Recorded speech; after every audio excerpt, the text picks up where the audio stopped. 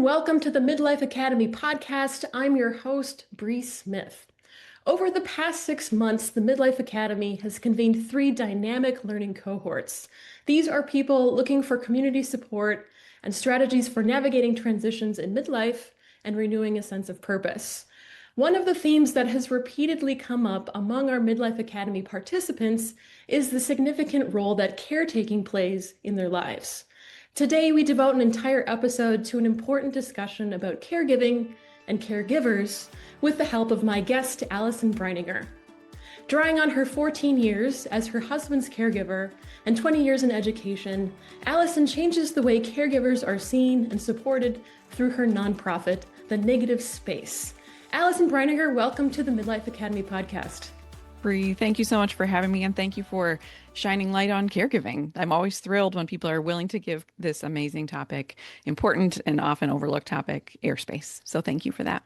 Absolutely. We're so glad to have you here. Thank I'm you. wondering if we can start out just by hearing about why you started the negative space and what this work involves for you. Yeah, absolutely. So I have been a caregiver for my husband. It's 15 years now. We just moved over into that mark, but he has a rare genetic disease and it causes bone marrow failure and then cancer at a rate of around 700 times that of the rest of us. And so in the last 15 years, he's had a bone marrow transplant and cancer after cancer after cancer after cancer. And so in my 30s, I was thrust into this role of being a caregiver. We had a young toddler. We had just adopted. I did not have any medical experience, and just was all of a sudden found myself in hospital spaces and in clinics and really in this role I didn't expect to have. And what I noticed pretty early on was that there was a lot of recognition about how hard this must be on him. And there was a lot of supports and programs for him and very little to none for me, even though it was really impacting every aspect of my life. And so that led us to start this nonprofit. He had nonprofit background, I had education background, and so it really worked beautifully together for us to take our lived experiences and our work experiences and to create this. And the theme of the negative space is actually from the artistic term, which is everything that is in the background of a picture, but is often overlooked. And that's really the way I have experienced caregiving to be, which is what inspired me to start this work. Wonderful. And thanks for explaining the name. I was curious about wondering if it was a reference to what you say. Yeah. So I'm curious, like, as you moved into thinking about what this nonprofit could do, if there were some kind of key lessons that you had in mind from your kind of navigation of this role that you brought into the negative space. Yes, 100%. So the mission is that I want to change the way caregivers are seen and Mhm. supported. Mhm. And that's those two huge things, right? Because it's not just, oh, we need programs. That's part of it, but it's also just that they are unseen. And so we actually just launched this new initiative where we're partnering with three major local health systems, Health Fairview, Health Partners, and Alina. And we have signs up now in clinic spaces that say Mhm. things like, caregivers, you're here with your loved one. We're here for you. Or Yeah. caregivers, thank you for being here. Or caregivers, you may have had to rearrange your work schedule to be here. So part of those signs, if there's a QR code, it takes them to services. But the part Mhm. I'm the most excited about is that they're going to feel seen.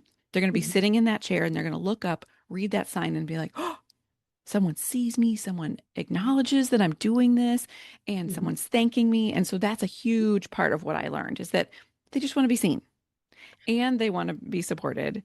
But the other thing I learned pretty early on is that it's not enough for them to feel seen and supported when they're hanging out with us and getting our services, but that we really need systems change.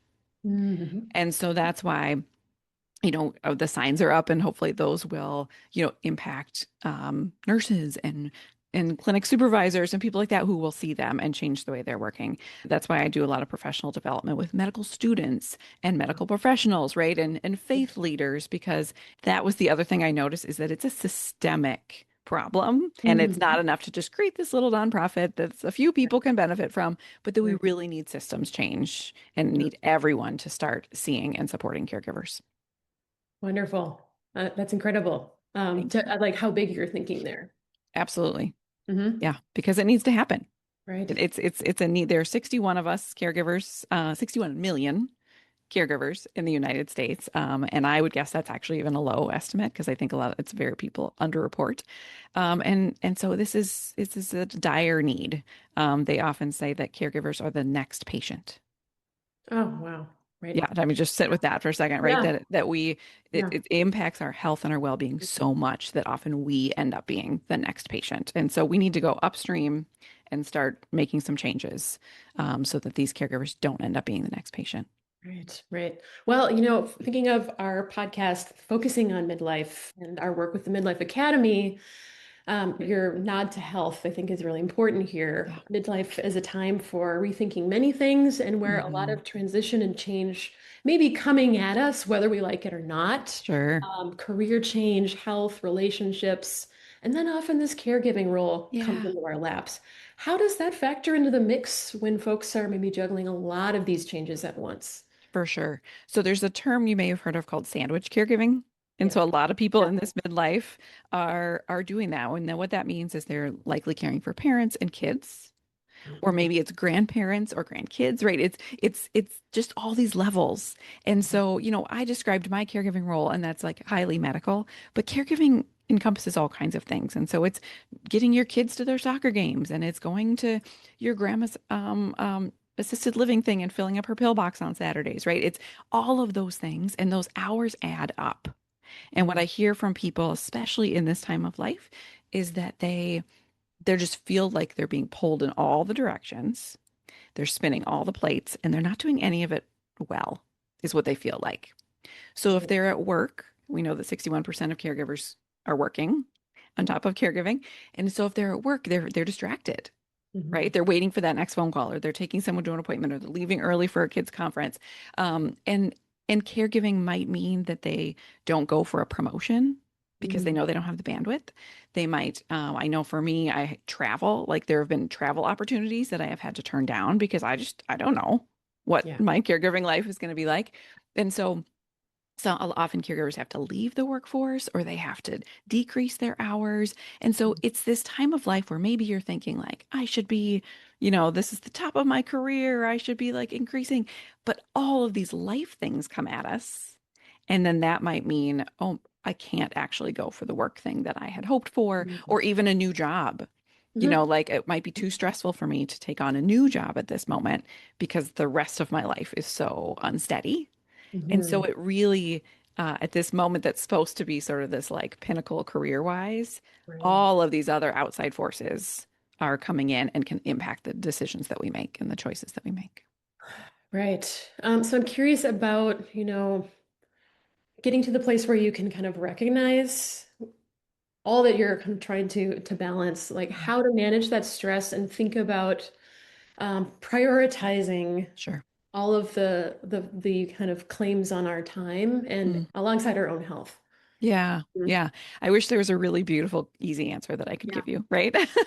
Right. I think a phrase that I tend to use and to think about is the rate at which most of us are moving, the pace at which most of us are moving is not sustainable. Mhm. So, on average, caregivers provide care for 4.5 years. So sometimes it's like a little, someone has a broken leg and it's a rough for a couple of months kind of thing. But often if it's an aging parent or something like that, 4.5 years is a long time. And so if Yeah. we go into this kind of emergency mode, Mhm. but then we stay there, Mhm. right? And so I think that we often don't look at the long game. We're just sort of scrabbling by day, run into the kids thing in the morning and the parents, assisted living place in the evening and in work in between. And so we have to think about what's sustainable. And if we keep moving at this pace, what that's going to do to us and Mhm. to our well-being. And so Mhm. to say, okay, the way I'm moving is not going to keep working. And so what can change? And Mhm. I've created a bunch of tools that help people sort of process those things and to think about things like, okay, is it my work life? Like, Mhm. is there flexibility? Can I ask for Mhm. flexibility Mhm. in my work schedule? Can I move down in my hours? Okay, and then it's like a whole chart that says if the answer is no, okay, then what's Right. another thing? Is it something in my Mhm. home life? Is it something around my kids? Is it something around the care I'm providing here? And so because we cannot, many of our lives are so full and the plates are spinning, but we just keep adding more plates and we Right. never put one down. Right. And that, like I said, that's not sustainable.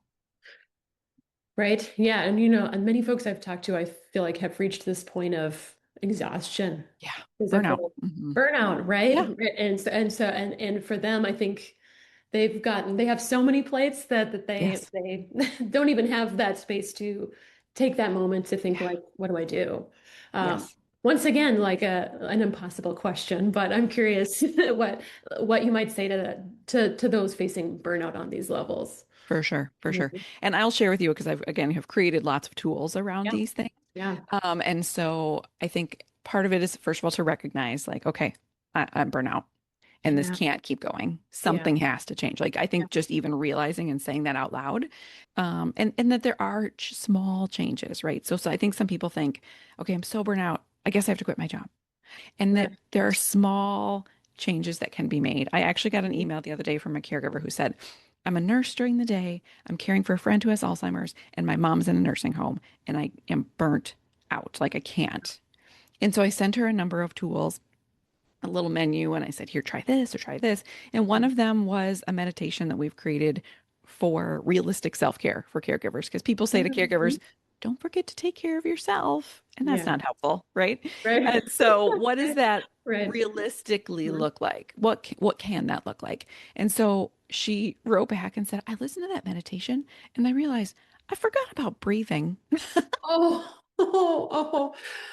I forgot Ah, about little things right, like I could right, take a walk. And she right. said, just doing those things already and knowing that there's a community of caregivers here who Hmm. can support me, I already Hmm. feel 100 times better. Wow. Right. So some Yeah. of it is just we're not in our thinking brains when we're so exhausted. And Hmm. sometimes we just need someone to remind us, hey, what if you go outside and walk around the block for a minute? Right, Right? What if right. you breathe? Right. Yeah, And I know it yeah. sounds silly, but No. it's really powerful. And I think Yeah. it's things that we forget about when we're in those modes. And we think it's got to be this giant change or nothing. Mhm. And that Mhm. I call them micro moments. There's small Yeah, changes we can absolutely. make along the way that can get us into a place where we can be in our thinking brain Hmm. to make some decisions around, okay, does a big change need to be made? But Hmm. if we're just stuck in our emotional brain and stuck in our exhausted brain, we can't make those decisions. We Right. can't think clearly. So first we just need to be able to bring ourselves into that space. Yeah, yeah, that's incredible. And it's something you're kind of alluding to when I'm thinking about the needs of caregivers. I feel like caregivers are often also feeling like they're losing a sense of self Yeah. or of their own identity. Hmm. And so, I'm thinking about when we're thinking of caring for caregivers, how can someone reclaim their identity beyond their caregiver role? Yeah. Good These question. are these are deep, hard, important questions, and I'm Yeah, glad you're asking them. And I wish I yeah. had, the magic wand for each of them. But I think a couple of things. One is to find something that's for yourself, right? So maybe that's work, and maybe at work you choose to not, talk about your caregiving. I used to sometimes it almost felt like acting in a good way. Right. I would go and I would do a training in front of all these people about early literacy. And it was like, I am not Allison, the caregiver right now. Yeah, And yeah. that actually felt really good. And so there's actually a lot of benefits of working because Mhm, it does help us maintain, like, oh, this is something I'm good at. This is something I'm passionate about. This is mhm. something really separate from my caregiving life. So there can be benefits in that. Or Right. maybe you don't like your job. And so maybe it's a hobby, right? Maybe Mhm. it's something where you say, this 15 minutes a day is just for me. And in these 15 minutes, I'm going to walk, I'm going to breathe, I'm going to whatever that is. I'm going to take this class through Ollie or the Midlife Academy. I'm going to do something that's for me, Mhm. and to prioritize that. And so I think part of it is finding those pieces. The other thing that I have found over the years is thinking of myself not in nouns, but in adjectives. Mhm. So if I think of myself as I'm a caregiver for Sean, I'm a mom to Maya, Mhm. then if there's a day that like that he's gone or she's or like then my whole identity is like who am I? But Mhm. instead if I think of myself in adjectives, you Mhm. know, I'm a sensitive person, I am a caring, I'm in wise, whatever those are. Those can go across the spectrum and I think that helps me because otherwise I think we just get pigeonholed into these roles and then it's like, but who am I? Right. And so thinking it's just been helpful to me, and it might not be for everyone, but just to think of myself like, what are my traits Mm-hmm. that go across everything as opposed to what are the roles that I do? Mm-hmm. Mm-hmm. Absolutely. And I think, you know, taking that time, if we can find it, to get in touch with ourselves, our traits, as you say, our values. Yeah. I've Yes. I've found that this can often be a path too to even kind of reframing the work that we're doing. Mm-hmm. Mm-hmm. That where we can't kind of see our values Mm-hmm. and our Mm-hmm. traits and our strengths even in these Sure. roles that Sure. maybe have come unexpectedly to Yeah. help kind of reframe our thinking even of what it is to us and how we're involved in these different Yeah. Yeah, for sure. And I roles. try to I'm very careful about not I call it bright siding, which Mhm. is essentially Yeah, toxic positivity, right? And yeah. so, Mhm. I get a little worried sometimes when people are like, "But what is your sense of purpose in this role?" Right? And because, I think that leads people to feeling like they can't say, "This is hard." Right? Yeah, And yeah, so and at the same time, I mean, I can sit back and say, like, I am grateful that I get to be the person to care for my husband, that I get to spend, like, we spend Mhm. way more time together and we're much closer than we Yeah. would have if he had never been diagnosed and we had just continued on our paths. And Yeah. so you can look, I think it's always good to look for the things that we are grateful for. Mhm. But to not feel like that sense of purpose or that gratitude is the only thing you're allowed to pay attention to or talk about Mhm. or Mhm. say to yourself, Mhm. because we can hold both. I can hold that, like, I Right. am, because even the work that I do, like, I would obviously wouldn't be doing this work if he hadn't gotten diagnosed. Yeah. And so I can say I'm grateful that this life has brought me to do this work that I find really meaningful. And this is really hard and I wish it never happened. Right. Right. And so we can hold the yes and of those things. It Mhm. doesn't have to just be one. Absolutely.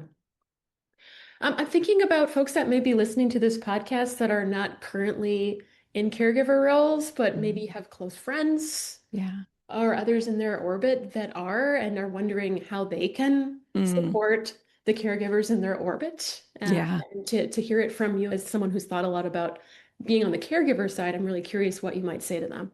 Yeah, for sure. So I already mentioned it's not helpful to say, take care of yourself, Yeah, right? And so a couple phrases that people love to say that are not helpful, that's one. Another is, let me know what I can do, yeah. right? So both of those seem well-meaning and are well-meaning, but they Mhm. put the work on the caregiver Yeah, to figure out how to take care of themselves, to figure out, if you said to me, Allison, just let me know how I can help.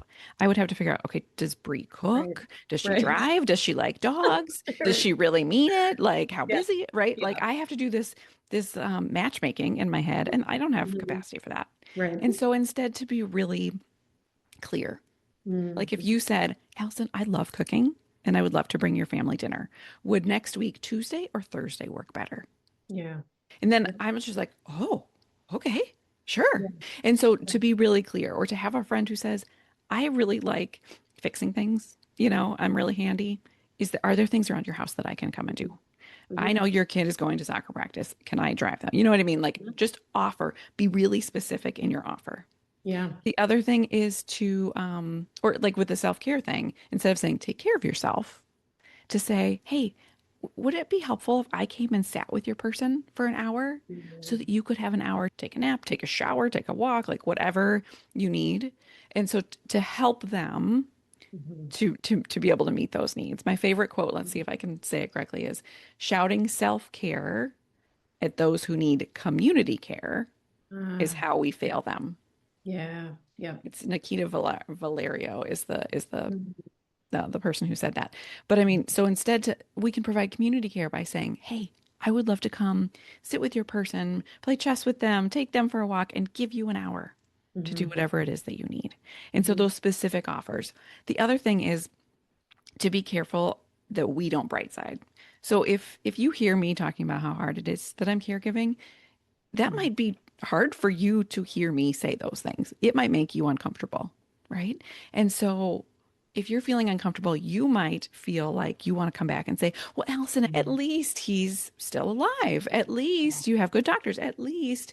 And I just think that the words at least have really no benefit in our vocabulary. And so pay attention to your own discomfort and to Mhm. not let your discomfort get in the way. Because if you say that to me, I'm never going to tell you my hard things again. I'm Right. like, oh, Brie can't handle it, you know? Right. And so Right. instead, if Yeah. you say, wow, Yeah. that sounds really hard. Thank you for telling me that. Period. That's it. Right. To believe me, to see me, to hear me, Yeah. to hold space for me is Yeah. what I need, not bright siding, Right. not Yeah. fixing, not a Mhm. solution, right? And so Mhm. you could say, it sounds like that sounds really hard. Would you like me to just listen or would you like to talk about Mhm. solutions? Right. Right.